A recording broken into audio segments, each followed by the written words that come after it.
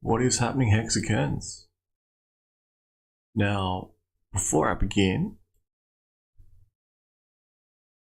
once the feed comes through,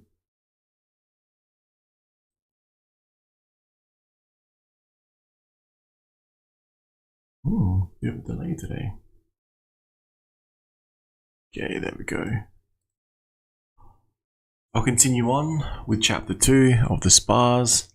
I'll have a look at those 3 dot points I was talking about before. What were they?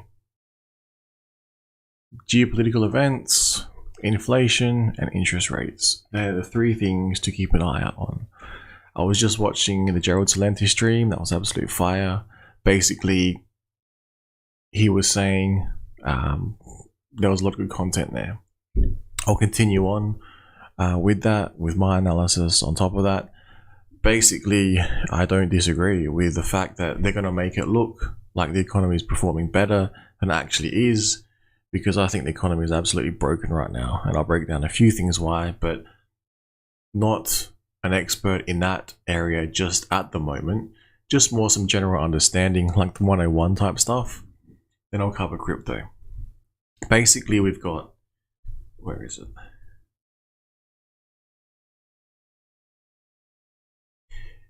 We've got here, the strategic oil reserves were put away for that reason. Strategic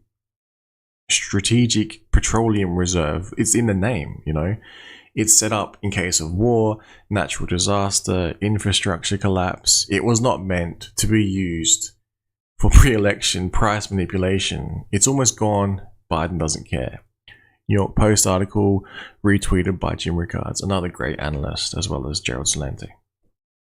And you can see here the actual real world events taking place, trying to prop up the economy to make it look better than it actually is. Now, we do have this, again, geopolitical events, massive blackouts as Russians wipe out Ukrainian power stations. We saw a Drudge article release basically saying that the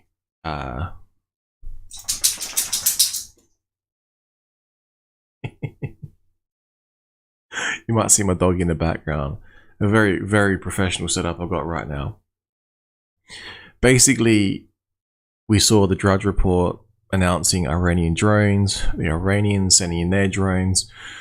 Then we see footage of the drones. Now we see some attacks. Now, whether or not they're all the drones doing all the attacks, or the other missiles being, you know, sort of covered by the narrative of the drones.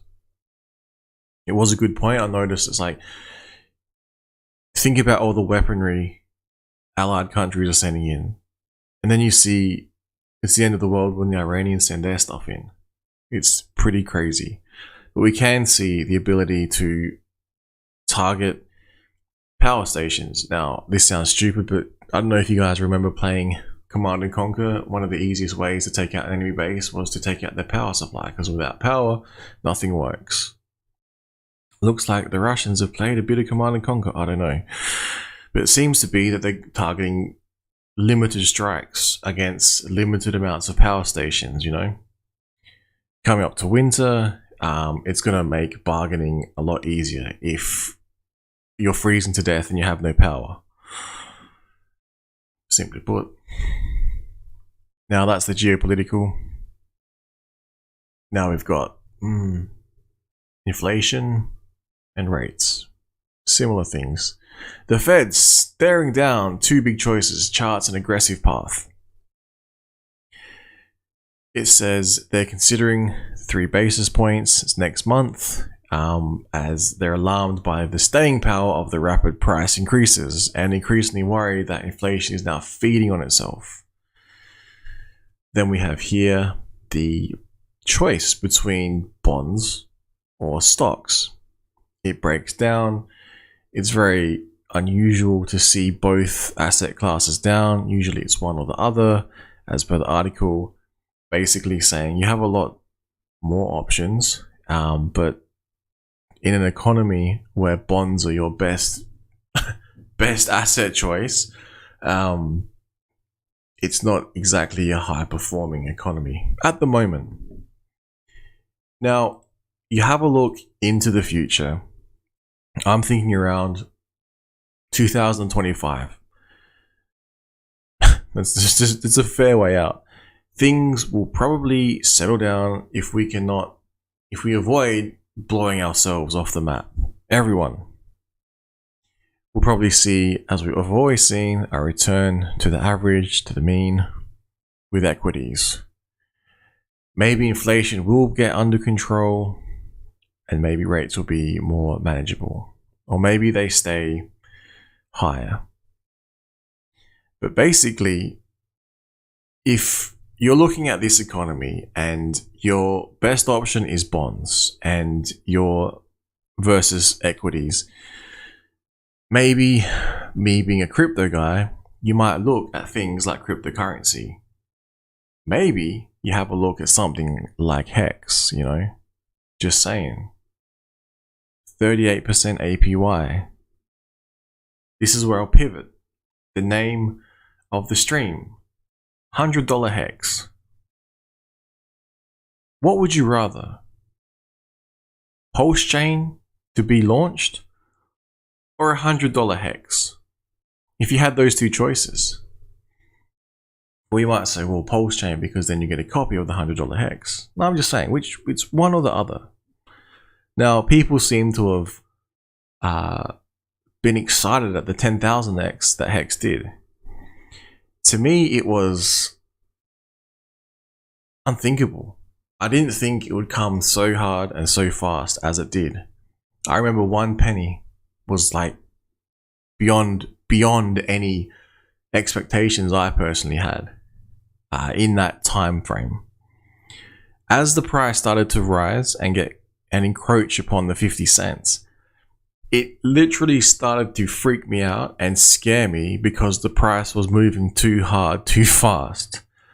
I was actually beginning to worry it would hit into the dollars, go beyond, and the insanity that would cause. People, yeah, they might sell, but the amount of wealth that would be created from basically nothing during that period of time. Absolutely mind-bending. Now, if we all think that it can't achieve $100, let's take a look at cryptocurrency and its history. More specifically, well, you could say Bitcoin or Ethereum, but let's specifically look at Bitcoin. What did it achieve? It hit all the marks. 1 cent, 10 cent, $1, $100, $1,000. Is still sitting above $10,000. Now, back in year 3 of Bitcoin, would you have predicted or forecasted that it would hit the highs that it did hit? Now, I'm forecasting in the future we will see $100 Hex. The range is not so certain, but I want to make this stream, I want to call it $100 Hex, and it will be saved on Rumble even if this stream gets cancelled.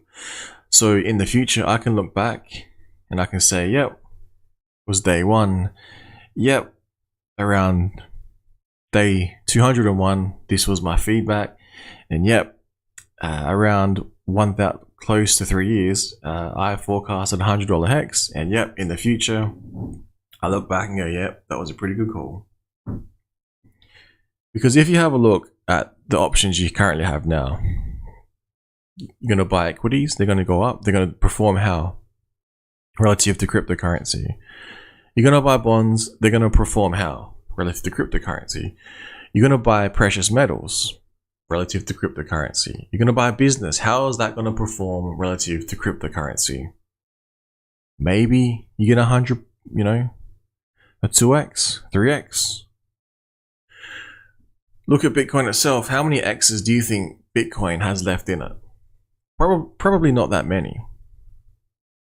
But yeah, that's my thoughts on the $100 Hex.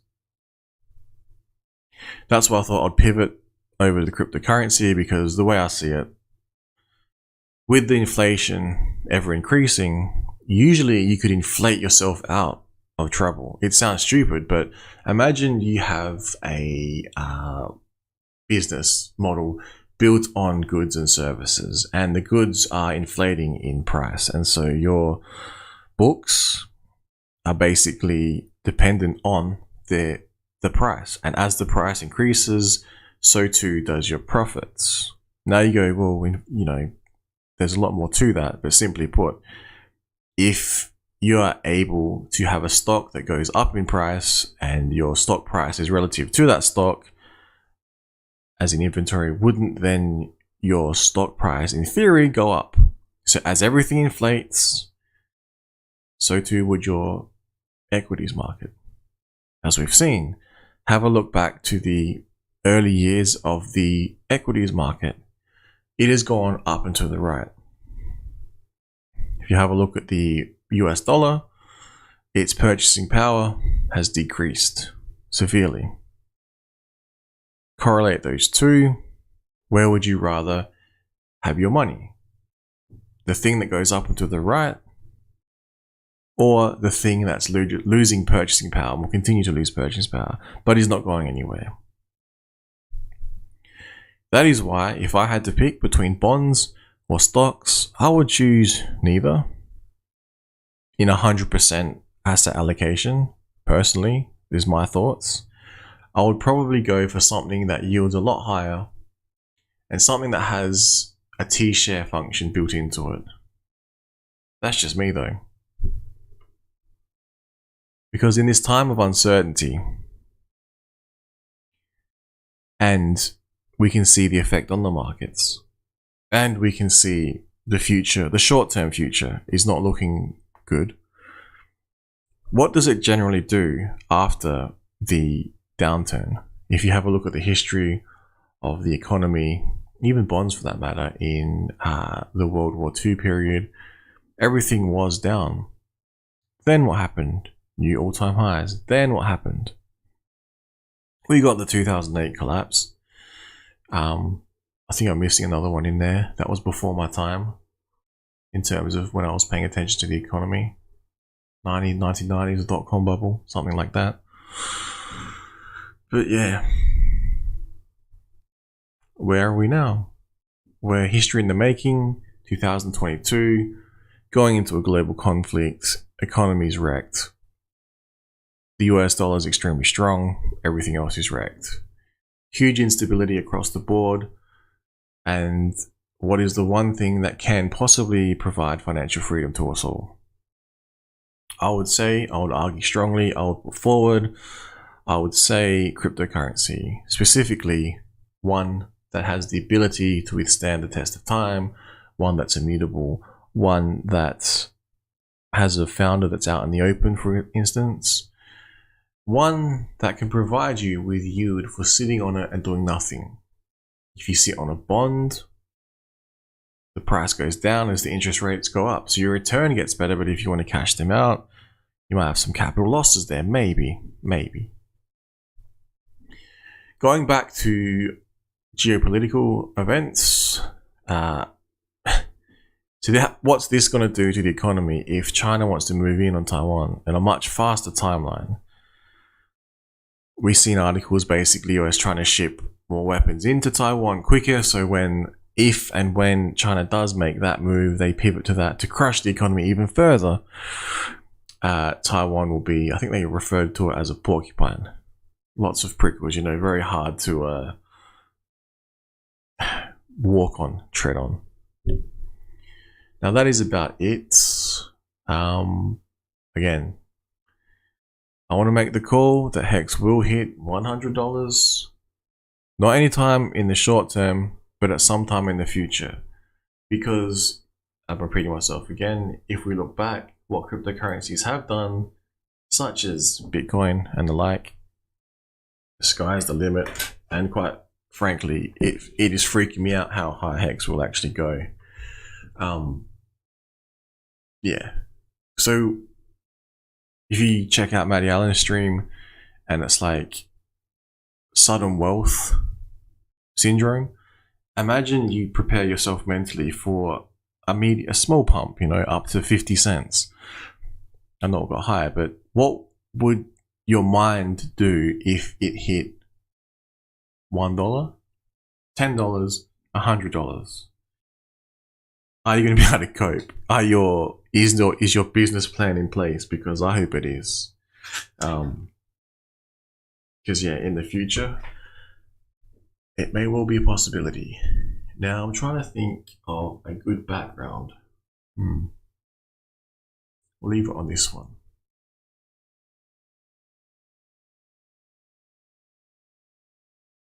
So this will be chapter 2, a possible cure from the SPARS epidemic. SPARS epidemic? From the SPARS pandemic, sorry.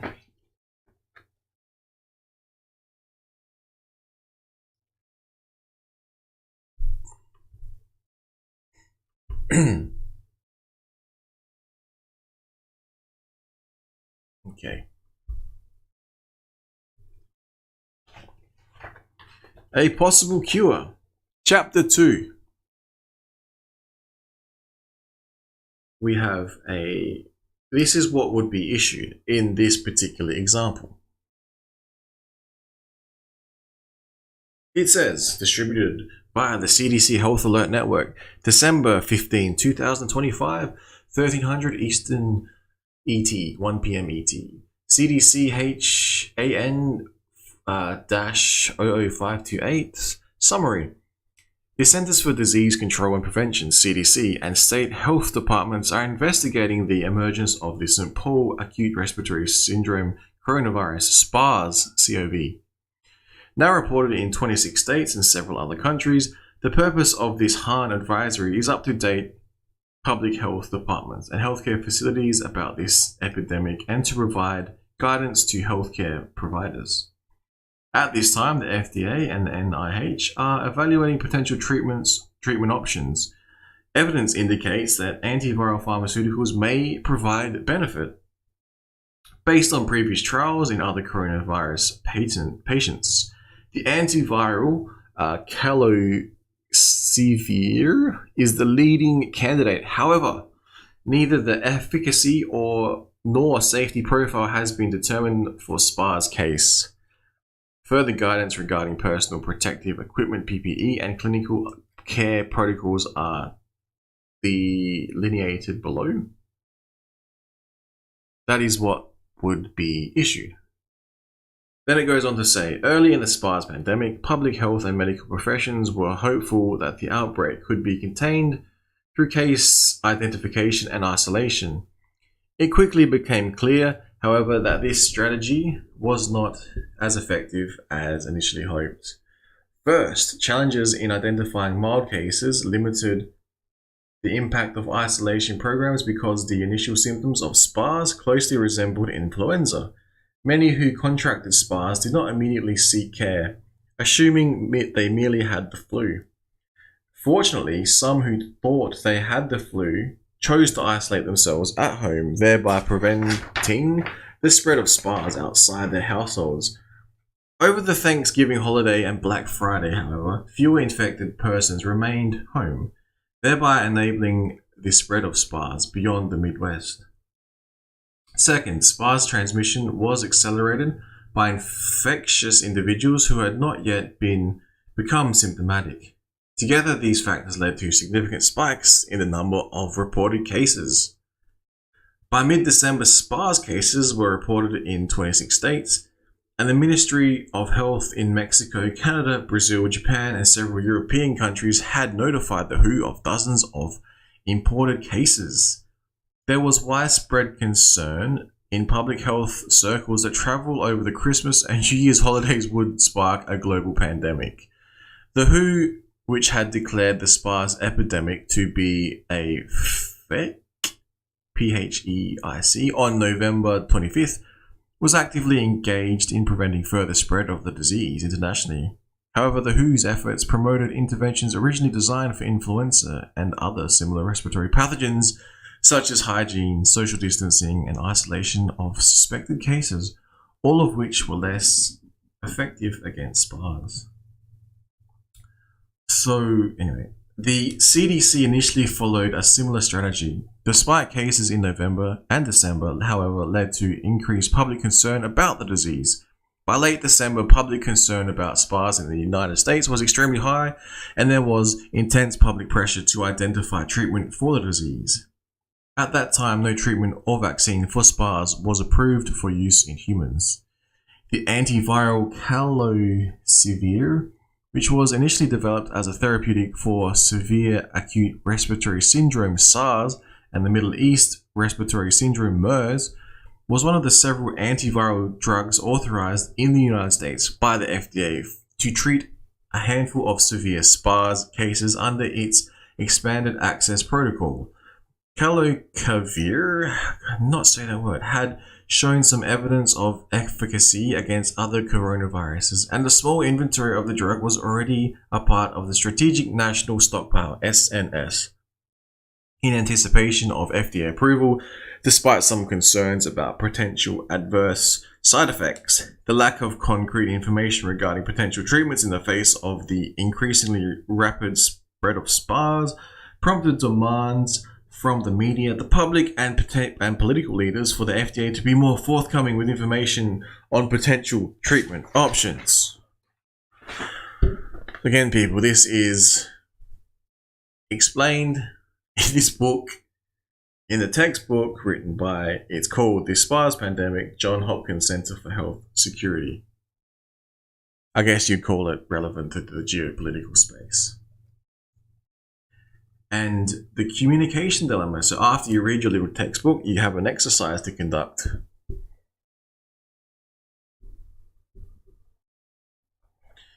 It's a communication dilemma. Responding to public and political pressure to share information about potential MCMs in the development pipeline, even through information may be incomplete or proprietary. So that's the communication dilemma. That is what took place. That is what is currently taking place. And food for thought. Number 1. What risks do public health agencies face if the public, media, and or political leaders feel that information about potential treatment options is being withheld? 2. What kind of outreach could public health agencies perform in advance of a crisis to mitigate any perceived lack of transparency? If such a perception emerges in the crisis, then how might it be diffused? Well, there you go, people. Tomorrow I'll bring you chapter 3, where they go through a potential vaccine and how they'll roll it out, you know?